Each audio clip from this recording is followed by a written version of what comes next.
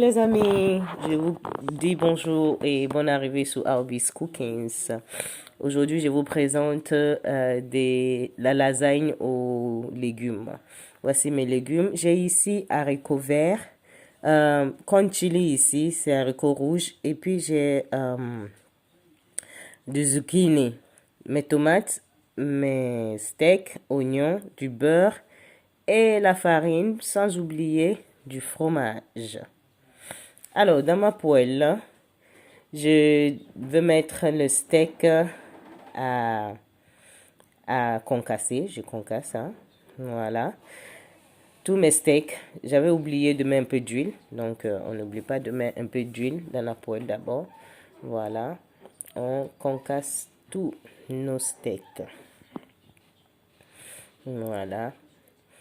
Voilà. Ça devient comme ça. Voilà, pas tout à fait cuit là, il est presque cuit. Donc là, nous allons rajouter nos ingrédients, le cube, mon assaisonnement, puis le sel.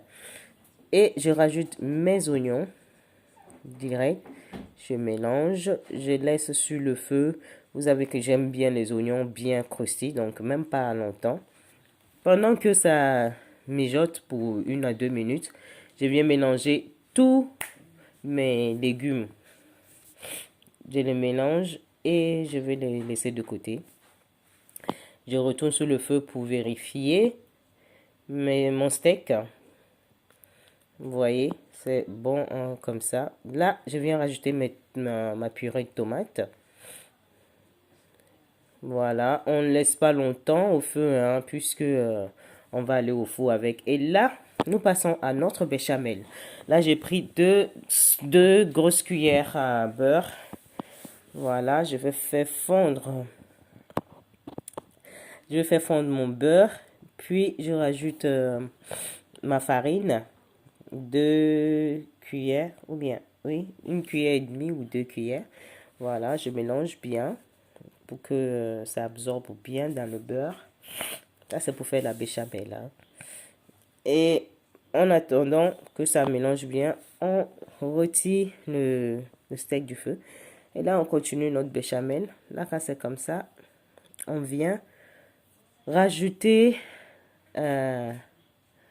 notre, comment dirais-je, notre lait au fur et à mesure. On ne verse pas tout d'un coup, sinon il va y avoir de gros mots. Au fur et à mesure, et tu mélanges, tu mélanges. Voilà, quand tu vois qu'il n'y a plus assez de beurre, comment dirais-je, il n'y a plus assez du lait, voilà, on rajoute comme ça, voilà, on rajoute, voilà, au fur et à mesure, au fur et à mesure. Et c'est comme ça on fait la béchamel, elle va monter au fur et à mesure. Là, on rajoute du lait. On continue dans le même mélange jusqu'à ce que la consistance que tu veux, elle ne doit pas être trop liquide ni trop épais. Voilà, c'est ça la consistance que je veux. Donc voilà, on va laisser un peu au feu et on assaisonne juste avec un peu de sel. Si tu as un peu de poivre, tu peux rajouter. Le muscade aussi, tu peux rajouter. Voilà, tous nos ingrédients sont prêts maintenant.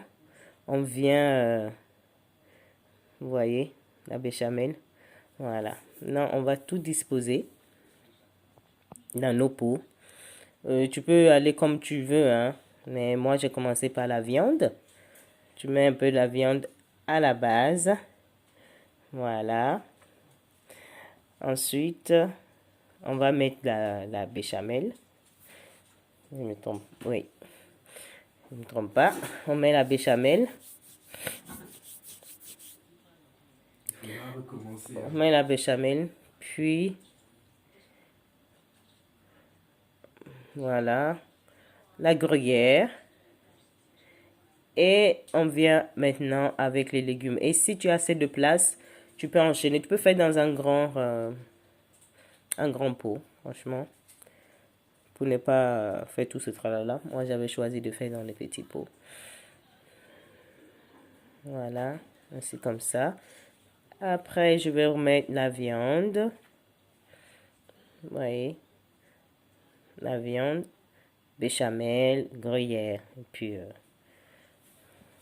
voilà quoi. C'est pas compliqué. Mhm. Exactement comme ça. Comme cela, oui. La gruyère. Mm. Et voilà, on a fini tout. Tous nos trucs sont prêts. Nous allons mettre ça au four pour 200 degrés. Entre 20 et 30 minutes. Voilà.